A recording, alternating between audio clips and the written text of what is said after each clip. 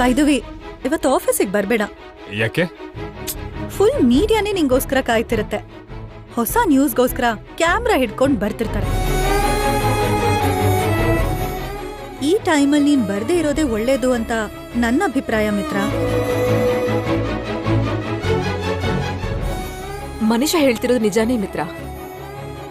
ಮುಂದೆ ಹೋದ್ರೆ ಮುಳ್ಳಿದೆ ಅಂತ ಗೊತ್ತಿದ್ರು ಕೂಡ ಅಲ್ಲೇ ಹೋಗೋದು ಒಳ್ಳೇದಲ್ಲ.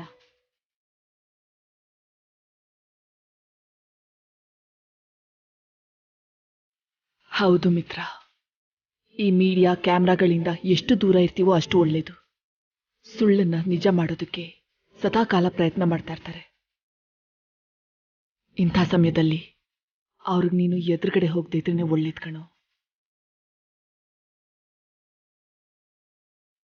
ನೀನು ಟೆನ್ಷನ್ ಮಾಡ್ಕೊಳ್ದೆ ಮನೇಲಿ ಆರಾಮಾಗಿರೋ ಅಣ್ಣ. ಪೆಂಡಿಂಗ್ ವರ್ಕ್ಸ್ ಏನಾದ್ರೂ ಇದ್ರೆ ಅದನ್ನ ನಾನು ನೋಡ್ಕೋತೀನಿ. ಸರಿ, ಬಟ್ ಮಿಸ್ಟರ್ ನರೇಂದ್ರ ಅವ್ರ ಪ್ರಾಜೆಕ್ಟ್ಗೆ ಸಂಬಂಧಿಸಿರೋ ಒಂದು ಇಂಪಾರ್ಟೆಂಟ್ ಫೈಲ್ ಇದೆ. ಅದನ್ನ ಆಫೀಸಿಗೆ ತಗೊಂಡು ಹೋಗ್ಬೇಕು.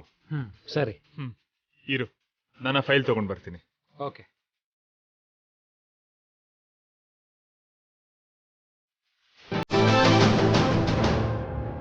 ಭಾಗ್ಯ, ರೂಮಲ್ಲಿ ನಿದ್ರೆ ಮಾತ್ರೆ ಇಡ್ಬೇಡ. ಒಂದ್ಸಲ ತಗೊಂಡ್ರೆ ಮಿತ್ರಂಗೆ ಅದೇ ಅಭ್ಯಾಸ ಆಗ್ಬಿಡತ್ತೆ. ಅದನ್ನ ತಂದು ನಿಮ್ಮತ್ತೆ ಕೊಡು.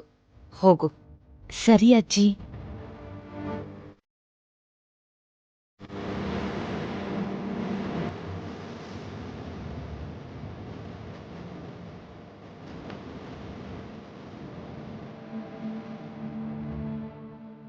ಏನ್ರಿ, ಆ ಸ್ಲೀಪಿಂಗ್ ಟ್ಯಾಬ್ಲೆಟ್ಸ್ ಎಲ್ಲಿಟ್ರಿ?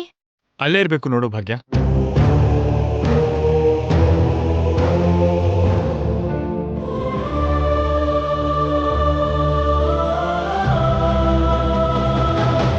ರೀ,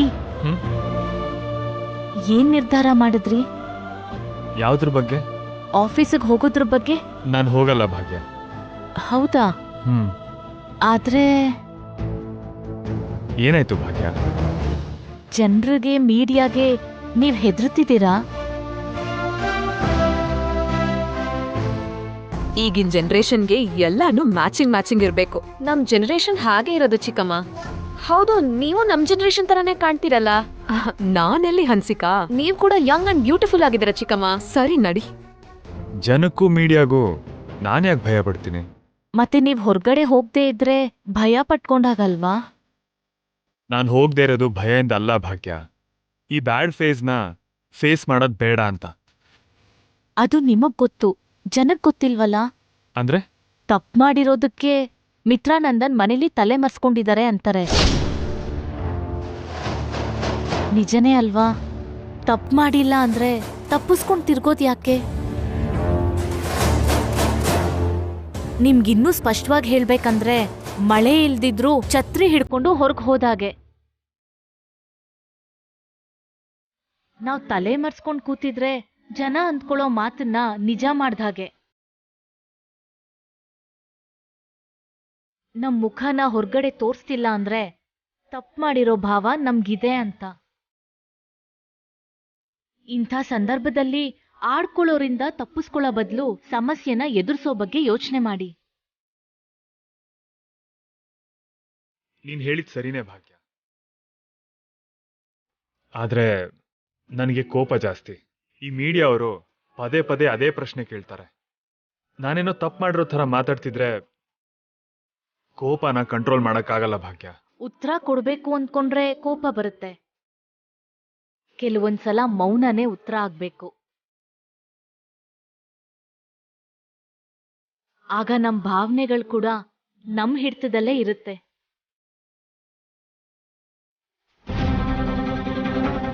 ನೋಡಿದ್ಯಾ ಹನ್ಸಿಕಾ, ಮಿತ್ರಂಗೆ ಹೇಗೆ ಬ್ರೈನ್ ವಾಶ್ ಮಾಡ್ತಿದ್ದಾಳೆ ಅಂತ? ಹೌದು ಚಿಕ್ಕಮ್ಮ, ಆದ್ರೆ ಅವಳಿಗೆ ಈ ವಿಷಯ ಎಲ್ಲ ಯಾಕೆ ಅಂತ. ನೀನ್ ಹೇಳ್ತಿರೋದು ಸರಿನೇ ಭಾಗ್ಯ. ಮೌನವಾಗಿದ್ರೆ ಎಲ್ಲ ಸಮಸ್ಯೆನೂ ಬಗೆಹರಿದಂಗೆ.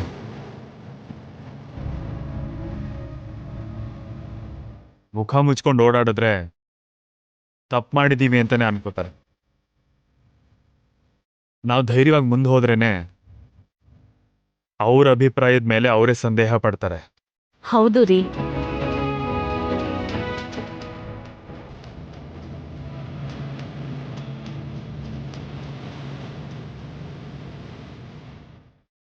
ಅಕ್ಕ ಒಂದ್ ನಿಮಿಷ ಇಲ್ವಾ? ಹೇಳ್ತೀನಿ ಬಾ.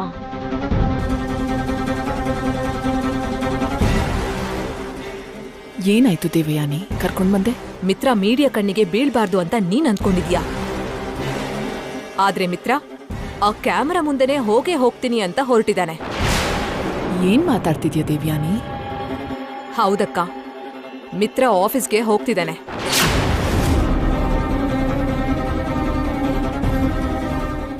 ಮಿತ್ರ ನಾನ್ ಹೇಳಿದ ಮಾತಿಗೆ ಯಾವತ್ತೂ ಇಲ್ಲ ಅನ್ನಲ್ಲ.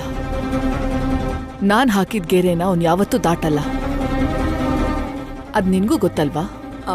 ಅದು ಮೊದ್ಲಿನ ಕತೆ. ಈಗ ಅವನ್ ಲೈಫಲ್ಲಿ ತಾಯಿ ಜೊತೆ ತಾಳಿ ಕಟ್ಟಿರೋ ಹೆಂಡತಿ ಕೂಡ ಇದ್ದಾಳೆ. ಅಮ್ಮನ್ ಮಾತಿಗೆ ಬೆಲೆ ಕೊಡ್ತಿರೋ ಹಾಗೆ ನಟಿಸ್ತಾ ಅವಳ ಕಡೆನೆ ಸ್ವಲ್ಪ ಸ್ವಲ್ಪ ವಾಲ್ತಿದ್ದಾನೆ. ನನ್ ಮಿತ್ರ ಯಾವತ್ತೂ ಆ ರೀತಿ ಮಾಡಲ್ಲ. ಮಿತ್ರ ಮಾಡಲ್ಲ ಅಕ್ಕ, ಆದ್ರೆ ಭಾಗ್ಯ ಮಾಡ್ತಾಳೆ.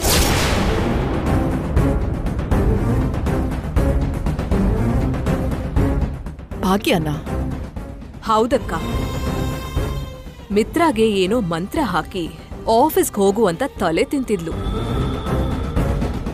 ಭಾಗ್ಯ ಒಂದ್ ಮಾತ್ ಹೇಳಿದ ಕೂಡ್ಲೆ ಮಿತ್ರ ಕೂಡ ತಕ್ಷಣ ಆಫೀಸ್ ಹೋಗೋದಿಕ್ಕೆ ನಿರ್ಧಾರ ಮಾಡಾಯ್ತು. ಇಲ್ಲ ದೇವಯಾನಿ, ನೀನು ತಪ್ಪಾಗಿ ಕೇಳಿಸ್ಕೊಂಡಿದ್ಯಾ. ಇಲ್ಲ ಮಾಮ್, ನಾನ್ ಕೂಡ ನೋಡಿದೀನಿ. ಭಾಗ್ಯ ಅಣ್ಣಂಗೆ ತುಂಬಾ ಫೋರ್ಸ್ ಮಾಡ್ತಿದ್ಲು. ಹೆದರ್ಬೇಡಿ, ಬೇಜಾರ್ ಮಾಡ್ಕೊಂಡು ಕೂತ್ಕೋಬೇಡಿ ಅಂತ ಏನೇನೋ ಹೇಳ್ತಿದ್ಲು. ಯಾರ್ ಏನೇ ಹೇಳಿದ್ರು, ಯಾರ್ ಎಷ್ಟೇ ಬದಲಾಯಿಸಿದ್ರು,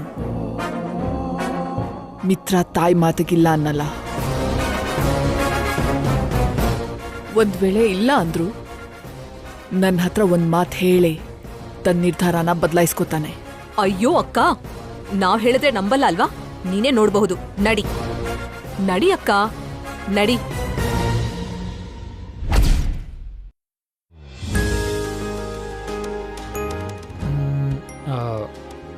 ಅಜ್ಜಿ, ಏನು? ನೈಟ್ ಅದ್ಗೆ ಅಣ್ಣನ ತಲೆಗೆ ಮಸಾಜ್ ಮಾಡಿದ್ರಂತೆ. ಹೌದಂತೆ. ಆ ಮಸಾಜಿಂದ ನಿದ್ರೆ ಮಾತ್ರೆ ಇಲ್ದೇನೆ ಮಿತ್ರಂಗೆ ನಿದ್ದೆ ಬಂತಂತೆ. ಅಬ್ಬಾ, ಅಣ್ಣಂಗೆ ಭಾಗ್ಯ ಅದ್ಗೆ ಒಳ್ಳೆ ಕಂಪ್ನಿ ಕೊಡ್ತಿದ್ದಾರೆ ಅನ್ಸುತ್ತೆ. ಹೇಳ್ಬೇಡ್ವೋ, ಅವ್ರ ಜೋಡಿಗೆ ದೃಷ್ಟಿ ಆಗ್ಬಿಡತ್ತೆ.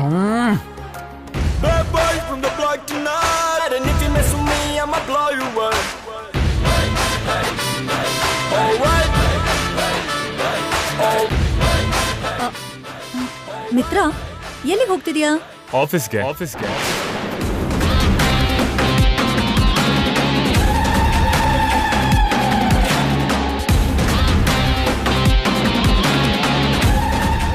ನಾನ್ ಹೇಳಿದ್ರೆ ಕೇಳಲಿಲ್ಲ.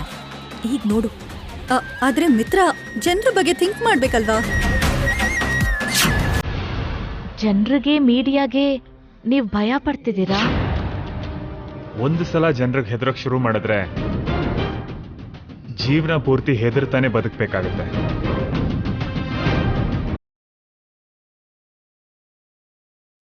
ಅದ್ ಹೆದರೋದು ಅಂತ ಯಾಕೆ ಅನ್ಕೋಬೇಕು? ಕೇರ್ಫುಲ್ ಆಗಿರೋದು ಅಂತ ಅನ್ಕೋಬಹುದಲ್ವಾ? ಹೊರಗಡೆ ಹೋಗದೆ ಮನೇಲೆ ಕೂತಿದ್ರೆ ಭಯ ಪಟ್ಟಾಗೆ ಅಲ್ವಾ? ಯಾರಿಗೂ ಕಾಣದೆ ಬಚ್ಚಿಟ್ಕೊಂಡ್ರೆ ಅದನ್ನ ಭಯ ಪಡೋದು ಅಂತಾನೆ ಹೇಳೋದು ಮನುಷ್ಯ. ಏನೋ ಮಿತ್ರ, ಇಂಥ ಟೈಮಲ್ಲಿ ನೀನ್ ಮನೇಲಿರೋದೇ ಕರೆಕ್ಟ್. ಪ್ಲೀಸ್ ನನ್ ಮಾತ್ ಕೇಳು. ಎಕ್ಸಾಕ್ಟ್ಲಿ ಮಿತ್ರ, ಮನುಷ್ಯ ಹೇಳಿದ್ದು ನಿಜ. ತಪ್ಪು ಮಾಡಿರೋದಿಕ್ಕೇನೆ ಮಿತ್ರಾನಂದನ್ ಅವರು ತಲೆ ಮರ್ಸ್ಕೊಂಡ್ ಮನೇಲಿ ಕೂತಿದ್ದಾರೆ ಅಂತಾರೆ. ಮಿತ್ರಾನಂದನ್ ತಪ್ಪು ಮಾಡಿದಾನೆ ಅಂತ ಎಲ್ರೂ ಆಗ್ಲೇ ಅನ್ಕೋತಾ ಇದ್ದಾರೆ.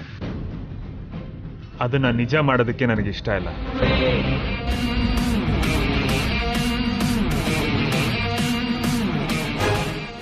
ಇದು ಮಿತ್ರ ಮಾತಲ್ಲ ಅಕ್ಕ, ಆ ಭಾಗ್ಯ ಬಾಯಿಂದ ಬಂದಂತ ಮಾತು. ಮನೀಷಾ ಹೇಳ್ತಾ ಇರೋದ್ರಲ್ಲಿ ನಿಜ ಇದೆ ಮಿತ್ರ. ಸಮಸ್ಯೆ ಫೇಸ್ ಮಾಡೋದ್ಕಿಂತ ಸೈಲೆಂಟ್ ಆಗಿರೋದೇ ಒಳ್ಳೇದಲ್ವಾ? ನಾನು ಧೈರ್ಯವಾಗಿ ಮುಂದುವರೆದ್ರೇನೆ ನಾನು ನಿರಪರಾಧಿ ಅಂತ ಸಾಬೀತ್ ಮಾಡ್ಬೋದು ಮಾಮ್. ಇಲ್ದೇ ಇದ್ರೆ ಆ ಕಳಂಕನೂ ಹೋಗಲ್ಲ, ಆ ಆರೋಪನೂ ಹೋಗಲ್ಲ.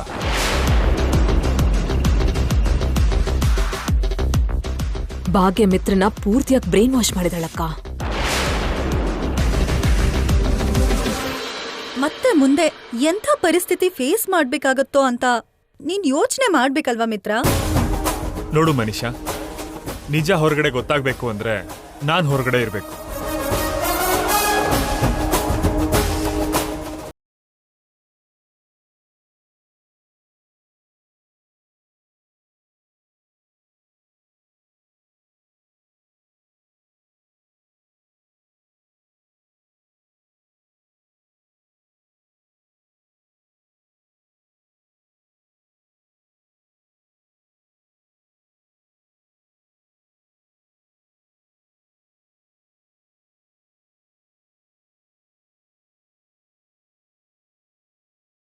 ಹೇಳಿದ್ನಾ?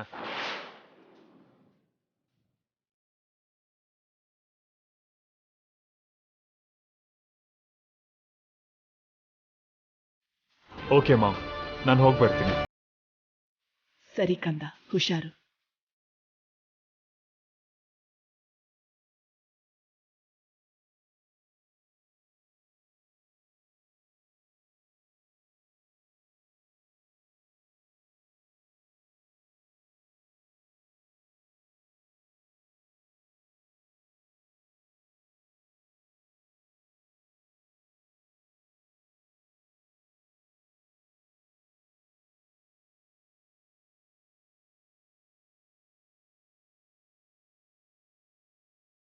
ಅಮ್ಮ ಭಾಗ್ಯ,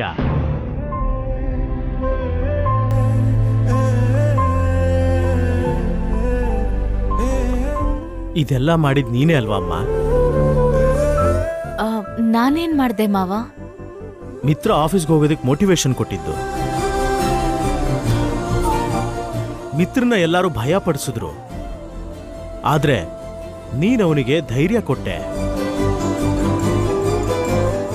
ನಿನ್ನ ಗಟ್ಸ್ಗೆ ಹ್ಯಾಟ್ಸ್ ಆಫ್ ಭಾಗ್ಯ.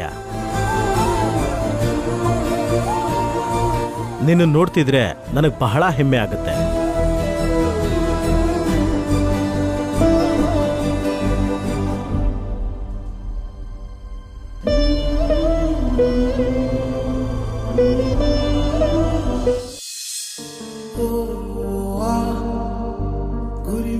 ಮಿತ್ರ ನಾನ್ ಹೇಳಿದ ಮಾತನ್ನ ಯಾವತ್ತೂ ಇಲ್ಲ ಅನ್ನಲ್ಲ. ನಾನ್ ಹಾಕಿದ ಗೆರೆನ ಯಾವತ್ತೂ ದಾಟಲ್ಲ. ಅದು ಮೊದ್ಲಿನ ಕತೆ. ಈಗ ಅವನ್ ಲೈಫಲ್ಲಿ ತಾಯಿ ಜೊತೆ ತಾಳಿ ಕಟ್ಟಿರೋ ಹೆಂಡತಿ ಕೂಡ ಇದ್ದಾಳೆ. ಎಲ್ಲಿಗೆ ಹೋಗ್ತಿದ್ಯಾ? ಆಫೀಸ್ಗೆ. ಭಾಗ್ಯ ಮಿತ್ರನ ಪೂರ್ತಿಯಾಗಿ ಬ್ರೈನ್ ವಾಶ್ ಮಾಡಿದಳಕ್ಕ.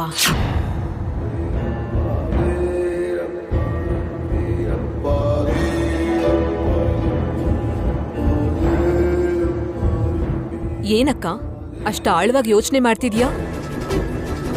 ಮಾತ್ ಮೀರಲ್ಲ, ಗೆರೆ ದಾಟಲ್ಲ ಅನ್ಕೊಂಡಿದ್ ಮಗ ಸಡನ್ ಆಗಿ ಗೆರೆ ದಾಟಿದ್ನಲ್ಲ ಅಂತ ಯೋಚನೆ ಮಾಡ್ತಿದ್ಯಾ? ಡ್ಯಾಡ್ ಕೂಡ ಯಾವತ್ತೂ ನಿಮ್ ಮಾತಿಗೆ ಬೇಡ ಅನ್ನಲ್ಲ. ಆದ್ರೂ ಈಗ ನೀವ್ ಬೇಡ ಅಂದ್ರೂ ಕೂಡ ಅಣ್ಣನ್ಗೆ ಆಫೀಸ್ಗೆ ಹೋಗು ಅಂತ ಭಾಗ್ಯ ಫೋರ್ಸ್ ಮಾಡೋದ್ಯಾಕೆ?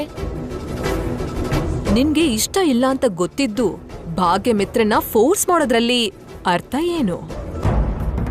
ಈ ಮನೇಲಿ ಅವಳ ಅಧಿಕಾರ ಶುರುವಾಗ್ತಿದೆ ಅಂತ ನಿನ್ನ ಏನಾದ್ರೂ ಎಚ್ಚರಿಸಕ್ಕಿರ್ಬಹುದಾ? ಆಶ್ಚರ್ಯ ಆದ್ರೂ ಕೂಡ ಅದೇ ನಿಜ ಆಗಿರ್ಬೇಕಲ್ಲಕ್ಕ. ಚಾಪೆ ಕೆಳಗೆ ನೀರಿನ ತರ ಹರಿದೋಗೋದು ಅಂದ್ರೆ ಇದೆ ಅನ್ಸತ್ತೆ. ಭಾಗ್ಯ ಕಾಣಿಸೋ ಅಷ್ಟು ಅಮಾಯಕ ಅಲ್ವೇನೋ ಅಂತ ನನ್ನ ಅಭಿಪ್ರಾಯ. ಚಿಕ್ಕಮ್ಮ ಹೇಳ್ದ ಹಾಗೆ ಭಾಗ್ಯನ್ ವಿಷಯದಲ್ಲಿ ನಾವೆಲ್ಲರೂ ಸ್ವಲ್ಪ ಕೇರ್ಫುಲ್ ಆಗಿದ್ರೆ ನಮ್ಗೆ ಒಳ್ಳೇದನ್ಸತ್ತೆ ಮಾಮ್.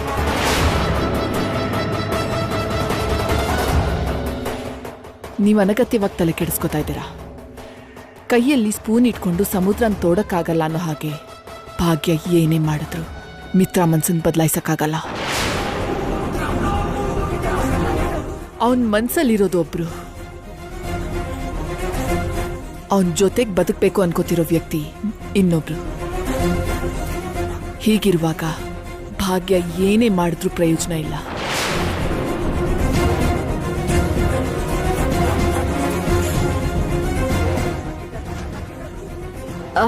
ಆದ್ರೆ ಮನೆ ಪರಿಸ್ಥಿತಿ ಬದಲಾಗೋ ಸಿಚುವೇಶನ್ ಬಂದಿದೆ ಅಂದ್ರೆ ನಾವು ಕೂಡ ಯೋಚನೆ ಮಾಡ್ಬೇಕಲ್ವಕ್ಕ?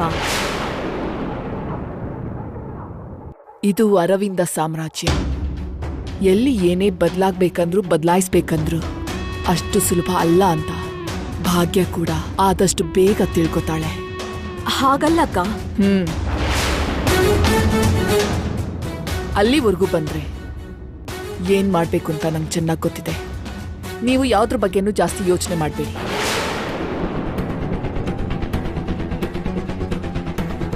ಈ ಮಾಮ್ ಮನ್ಸಲ್ಲಿ ಏನಿದೆ ಅಂತ ಅರ್ಥನೇ ಆಗ್ತಿಲ್ಲ ಚಿಕ್ಕಮ್ಮ. ಈಗ ಅವಳ ಮನ್ಸಲ್ಲಿ ಏನಾದ್ರೂ ಇರ್ಲಿ, ಮುಂದೆ ಹೋಗ್ತಾ ಹೋಗ್ತಾ ಭಾಗ್ಯ ಈ ಮನೆ ಸೊಸೆ ಪ್ಲೇಸ್ಗೆ ಸೂಟ್ ಆಗಲ್ಲ ಅಂತ ಮಾತ್ರ ಅಂದ್ಕೋಬೇಕು. ಆ ಫೀಲಿಂಗ್ ಅವಳಿಗೆ ಬರೋದಿಕ್ಕೆ ಈ ಫೀಡಿಂಗ್ ನಾವು ಮಾಡಬೇಕು. ನಡಿ.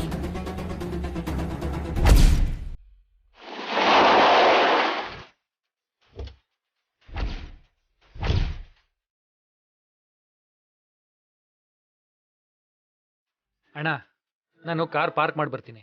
Okay. Everything will be all right. Be brave. Okay? Okay. ಮಿತ್ರ, if you are not comfortable ಮನೆಗೆ ಹೋಗ್ಬಿಡೋಣವಾ? ಹಾಗೆಲ್ಲ ಏನೂ ಇಲ್ಲ ಮನೀಷಾ. ಸರಿ, ನಡಿ.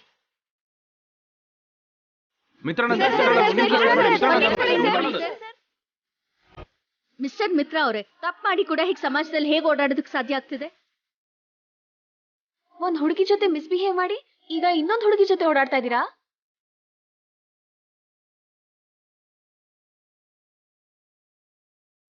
ಹೀಗೆ ಒಳಗಡೆ ಹೋಗಿ ಹಾಗೆ ಬಂದ್ಬಿಟ್ರಿ. ನಿಮ್ಮಂತವ್ರು ಏನ್ ಮಾಡಿದ್ರು ನಡೆಯುತ್ತೆ ಅಂತ ಅನ್ಕೊಂಡ್ರ?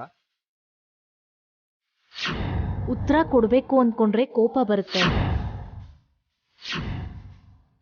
ಕೆಲವೊಂದ್ಸಲ ಮೌನನೇ ಉತ್ತರ ಆಗ್ಬೇಕು. ಪ್ಲೀಸ್ ನನ್ನ ಒಳಗೆ ಹೋಗಕ್ ಬಿಡಿ.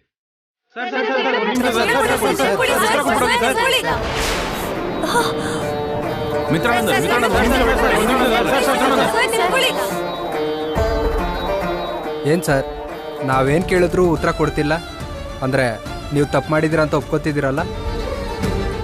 ನೀವ್ ಸೈಲೆಂಟ್ ಆಗಿದ್ದೀರಾ ಅಂದ್ರೆ ನೀವ್ ತಪ್ಪು ಮಾಡ್ದಂಗೆ ಅಲ್ವಾ?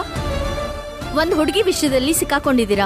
ಈ ತರ ಕೆಲಸ ಮಾಡಿದ್ರೂನು ನಿಮ್ ಹೆಂಡತಿ ನಿಮ್ಗೇನು ಅನ್ಲಿಲ್ವಾ? ನಿಮ್ ಮೇಲೆ ಅಷ್ಟೊಂದ್ ನಂಬಿಕೆ ಇರೋದಕ್ಕೆ ಹೇಗ್ ಸಾಧ್ಯ? ಅವ್ರಿಗೆ ಅಂಥದ್ದೇನ್ ಮೋಡಿ ಮಾಡಿದ್ರಿ? ನೀವ್ ಅಷ್ಟೊಂದ್ ಪ್ರಾಮಾಣಿಕರಾದ್ರೆ ನಿಮ್ ಹೆಂಡತಿಗೆ ನಿಮ್ ಮೇಲೆ ಭರವಸೆ ಇದೆ ಅಂತೀರಾ? ನಿಶಬ್ದವಾಗಿದ್ರೆ ಸತ್ಯ ಸುಳ್ಳಾಗುತ್ತೆ ಅನ್ಕೊಂಡಿದ್ದೀರಾ? ಮಾತಾಡಿ ಸರ್, ಯಾಕೆ ಸೈಲೆಂಟ್ ಆಗಿದ್ದೀರಾ? ಸರ್ ಸರ್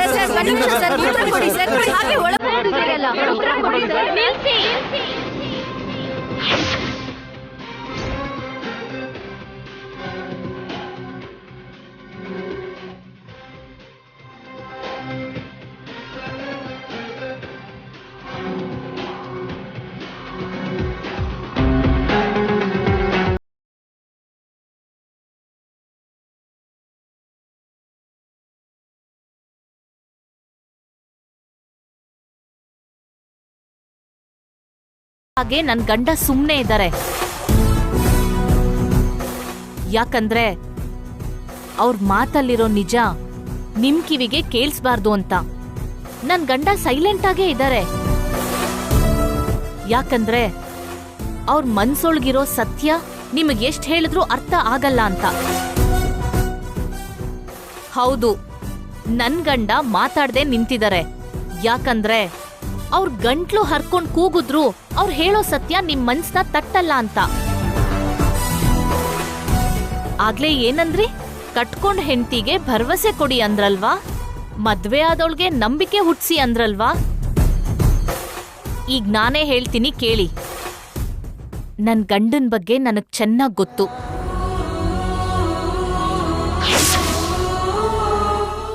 ಅವ್ರ ಮಾತು, ಅವ್ರ ಮನ್ಸು ಎಲ್ಲ ನನಗ್ ಚೆನ್ನಾಗ್ ಗೊತ್ತು.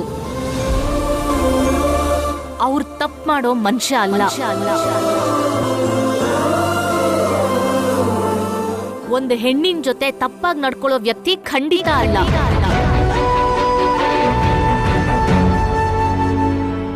ನಿಮ್ TRPಗೋಸ್ಕರ ಬಾಯಿಗೆ ಬಂದಾಗ ಪ್ರಶ್ನೆ ಕೇಳ್ತಿರಲ್ಲ, ಆದ್ರೆ ಒಂದೊಂದ್ ಪ್ರಶ್ನೆ ಒಬ್ಬ ನಿರ್ದೋಷಿ ಮನ್ಸಿಗೆ ಎಷ್ಟು ಹಿಂಸೆ ಕೊಡುತ್ತೆ ಅಂತ ಯೋಚನೆ ಮಾಡಿದ್ದೀರಾ?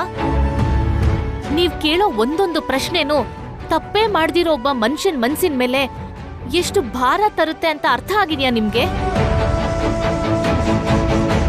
ಒಬ್ಳು ಹುಡುಗಿ ಕಂಪ್ಲೇಂಟ್ ಕೊಟ್ಟ ತಕ್ಷಣ ಒಬ್ಬ ಗಂಡ್ಸ್ಗೆ 100 ಪ್ರಶ್ನೆ ಕೇಳ್ತಿರಲ್ಲ, ಆದ್ರೆ ಅದೇ ಗಂಡ್ಸು ನಾನ್ ತಪ್ಪು ಮಾಡಿಲ್ಲ ಅಂತ ಗಂಟ್ಲು ಹರ್ಕೊಂಡ್ ಕೂಗುದ್ರು ನಿಮ್ಗೆಲ್ಲ ಯಾಕೆ ಕೇಳಿಸ್ತಿಲ್ಲ? ಮಾನ ಮರ್ಯಾದೆ ಹುಡ್ಗಿರಗ್ ಮಾತ್ರ ಇರುತ್ತೆ ಅನ್ಕೊಂಡ್ರ? ಇಲ್ಲ, ಗಂಡ್ ಮಕ್ಳಿಗೂ ಇರುತ್ತೆ. ನೀವು ಹಿಂದೆ ಮುಂದೆ ಯೋಚನೆ ಮಾಡದೆ ಕೇಳೋ ಪ್ರಶ್ನೆಯಿಂದ ಆ ಗಂಡ್ಸಿನ ಮರ್ಯಾದೆ ಕೂಡ ಹೋಗುತ್ತೆ. ನೀವ್ ಹಿಂದೆ ಮುಂದೆ ಯೋಚನೆ ಮಾಡದೆ ಮಾಡೋ ಆರೋಪದಿಂದ ಆ ಗಂಡ್ಸಿನ ಮಾನ ಮಣ್ಪಾಲಾಗತ್ತೆ.